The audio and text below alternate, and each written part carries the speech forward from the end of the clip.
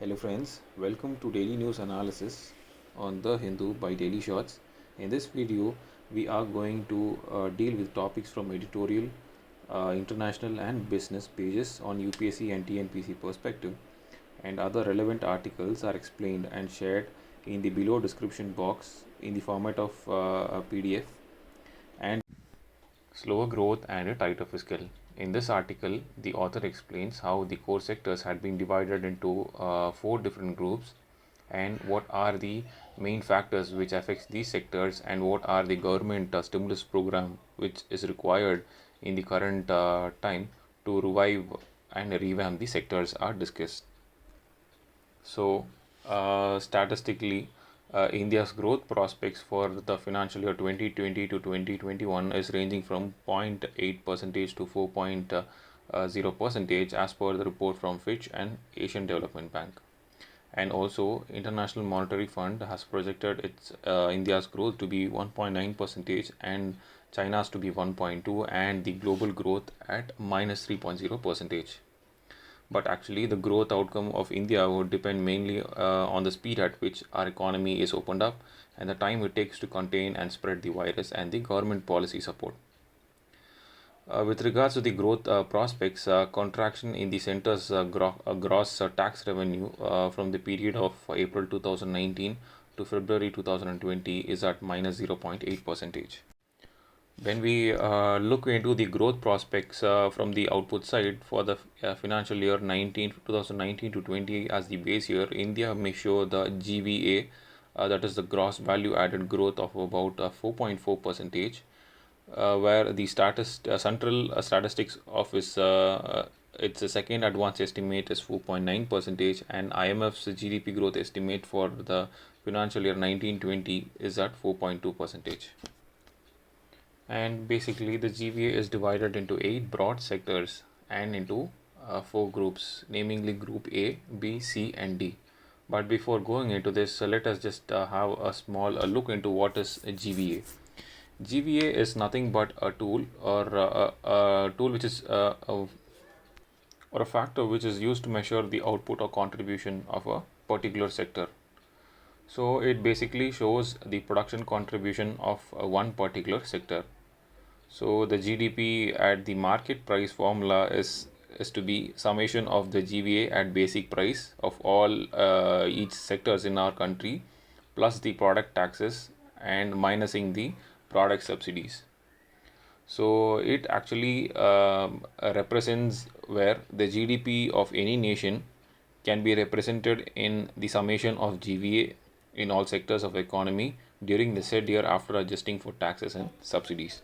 So coming to the point, Group A category is known to be of limited disruption and consisting of sectors like agriculture, allied sectors, public administration, defense and other services.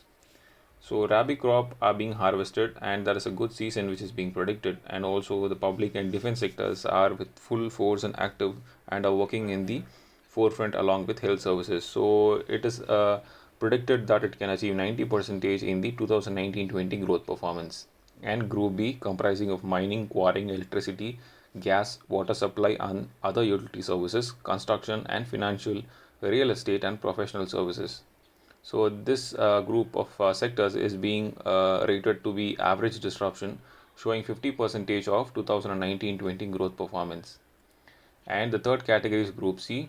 They are attributed with significant growth erosion in 2019 and 20, comprising mainly of manufacturing sectors. So there is a great demand for a feasible stimulate to this sector by supporting them with a good stimulus package. And Group D comes with maximum disruption, which constitutes trade, hotels, transport, storage and communications, which can show 30% of 2019-20 growth performance. So considering these four groups together, a gross value added growth of 2.9% is estimated for the financial year 2021. Calibrating policy support. So here the author says that the monetary policies initiatives like the repo rate to be 4.4 percentage, reverse repo rate at 3.75, and cash reserve ratio to be 3.3 percentage. But there needs to be still more measures needs to be taken to supplement the appropriate fiscal stimulus. So how does the government's approach help in this current situation? Namely the expenditure reducing measures by announcing freezing of dearness allowance and dearness reliefs, which a result of saving of 37,000 crores for center and about 82,000 crores for the states, together amounting for 0.6 percentage of GDP. Also, there are possibility of reducing non-salary defense expenditure, and lower petroleum prices, fertilizers, and petroleum subsidies may be reduced. So this is predicted to keep the fiscal deficit under control. So on the part of fiscal stimulus, the author had divided that into three parts. Part one, the relief expenditure for protecting the poor and marginalized. Second one, demand supporting expenditure for increasing personal disposable incomes or government's purchases of goods and services, including expanded healthcare expenditure imposed by the novel coronavirus. The third one being bailouts for industries and financial institutions. So currently the center had allocated 1.7 lakh crores as the initial stimulus amount, additionally with 65,000 crores. And if we see the fiscal deficit of the center, it is around 3.5% of GDP, which makes up for the shortfall in the budgeted revenues. It is lower than the projected nominal GDP for 2020 to 2021, so it needs a better stimulus. And it's also predicted that the center's fiscal deficit may increase to 6% of GDP. So now let us see what are the priorities of the state and the central governments. So the central government's priority is on expenditure for construction of hospitals, roads and other infrastructure, and purchase of health related equipments and medicines requiring prioritization. And the same goes for the states as well. And this similar work leads to a fiscal deficit of around 4% of the GDP, to account for 3% of GDP under their respective fiscal responsibility legislation laws. So, if we calculate the fiscal deficit burden on a whole, on the demand side, the central has 6% and the state has 4%, and the central and state public sectors undertaking to around 3.5%, totaling that to be 13.5% of GDP. So the savings of the government, if we see, it has 9.5% of GDP, a savings of private sector at 7%, public sectors at 1.5%, and net capital inflow of 1% of GDP. So here if we see that as a gap of 4 percentage points of GDP, so the increased cost of borrowing for the central and the state government is what we can see in this point. So as the way forward initiative, the author says the deficit can be bridged by enhancing net capital inflows, including borrowing from the abroad, and by monetizing some part of center's deficit. But he wants that the monetization of debt can be the best be a one-time effort. This cannot become a general practice. Shaping India's response in a global hinge moment. So, in this article, the author explains the bilateral relationship between India and China, and also with US and China, and emphasizes the need for India to take concern on its national security structures and their work, and also introducing some flexibility measures in its thinking and India's structures. In current scenario, rapid shifts in balance of power in the region have led to arms races and to rising uncertainties.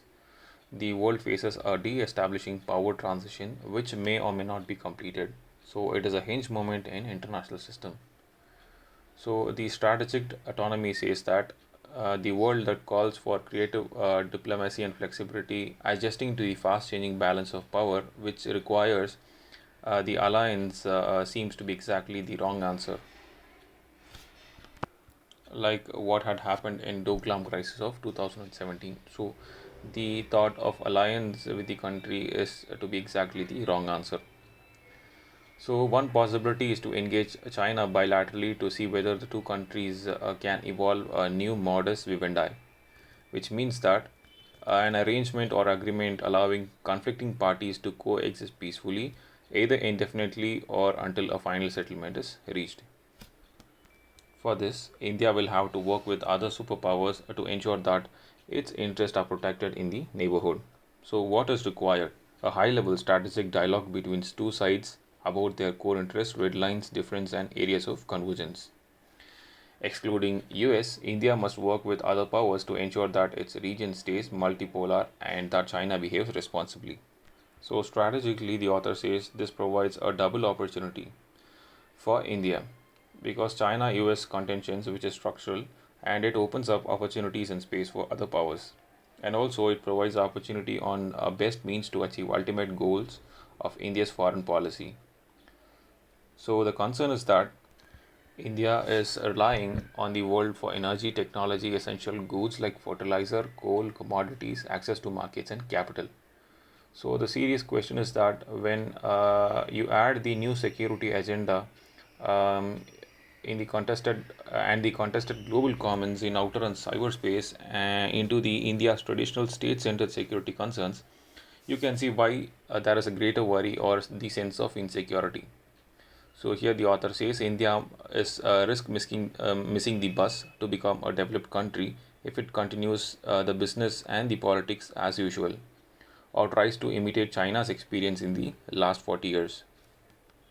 Contempt for labor.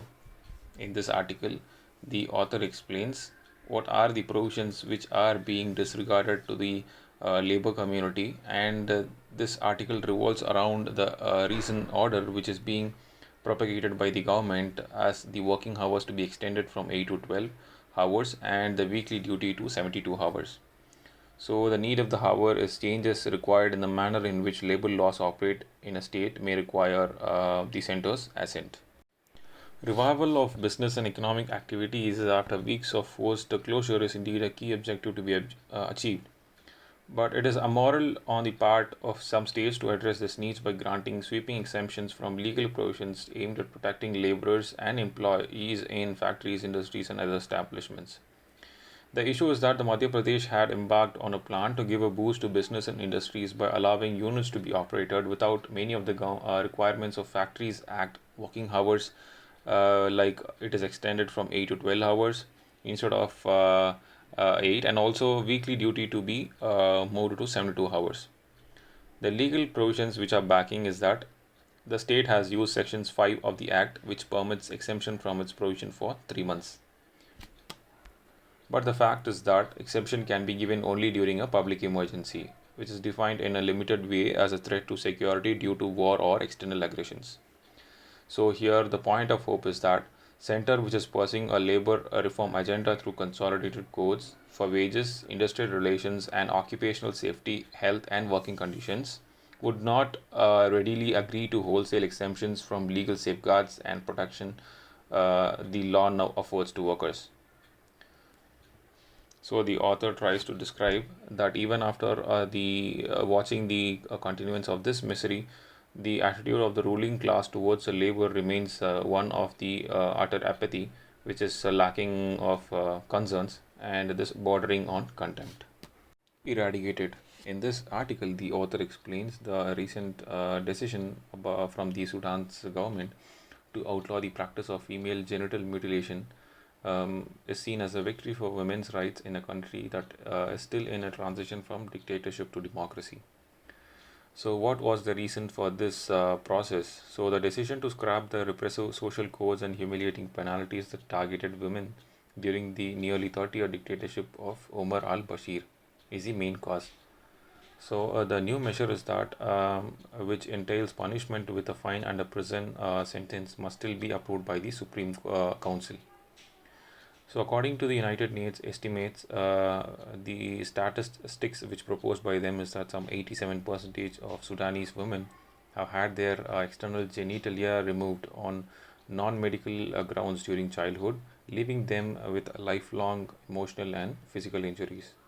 And over 200 million women in several African countries, including Sudan, Egypt, Nigeria, Djibouti, and Senegal, and some in Asia, subjected to this kind of brutal social customs.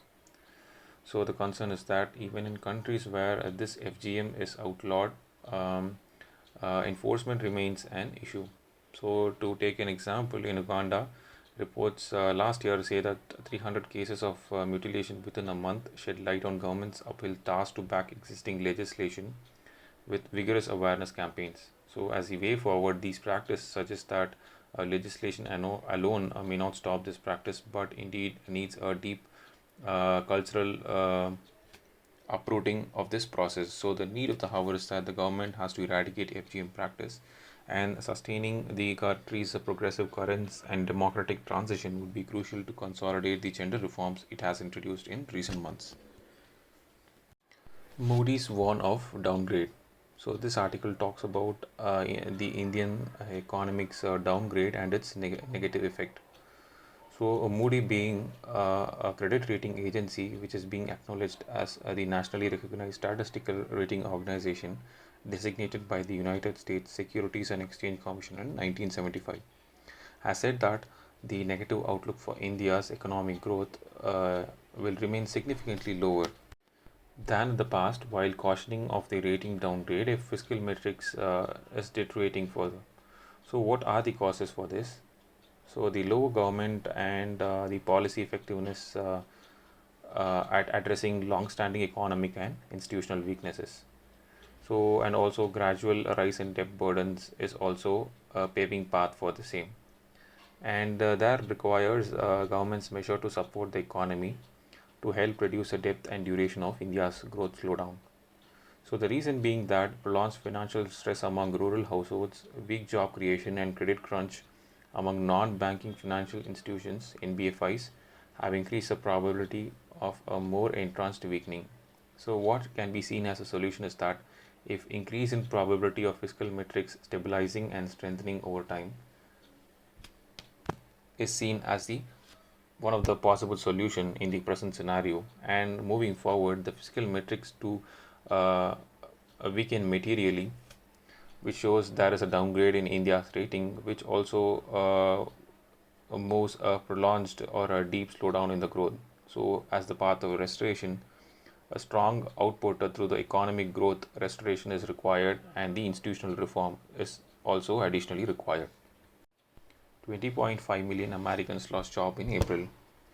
This article describes about the joblessness scenario in the United States and how the economy can revive unless or until the states are revamping its economic activities. The United States Labor Department's employment report shows unemployment rate surging to 14.7% last month, shattering the post-World War II record of 10.8%, which touched in November 1982. So it was almost across the board with leisure and hospitality industries, and also its payroll plunged to 7.7 million. Restaurants and bars accounted for nearly three quarters of the decline. Healthcare employment declined by 1.4 million jobs. So, what does the ministry explain about the unemployment term is that according to the Labour Department's Bureau of Labor Statistics, which compiles the employment report, a person has to be looking for work and available to do it to be considered unemployed. So, what are the participation rate in this scenario? Americans who have a job or are looking for one dropped 2.5 percentage points to 60.2% in April, the lowest rate since Jan 1973. A broader measure of this unemployment includes the people who want to work but have given up searching, and those working part time because they cannot find full time employment. And this surged to 22.8 last month from 8.7 in March. And the small businesses are accessing the monetization from the $3 trillion fiscal package which the government had announced, which made provisions for them to get loans that would be partially forgiven if they were used for employee salaries. US pulls out Patriot missile batteries from Saudi Arabia. So this article explains what the US has done from the Saudi Arabian land. So the threat from Iran had that sparked on arms build up in the region last year had waned, which means they have been declining. So the US had pulled out its four of its powerful Patriot missile systems from Saudi Arabia. So what is the history of attacks?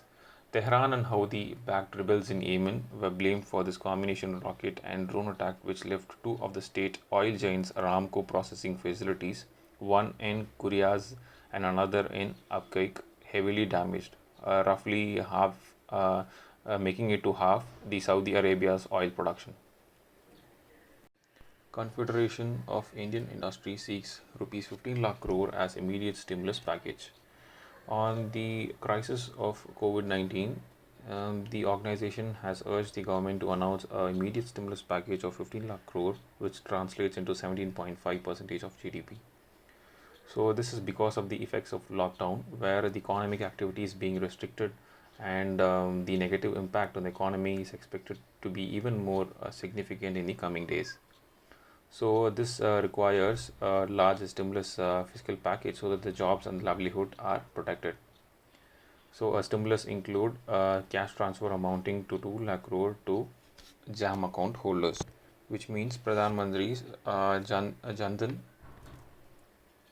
Yojana account holders, and a 2 lakh crore for additional working capital limits to be provided by banks, which in order to provide enterprises the immediate support to pay salaries to its workers and avoid any job losses.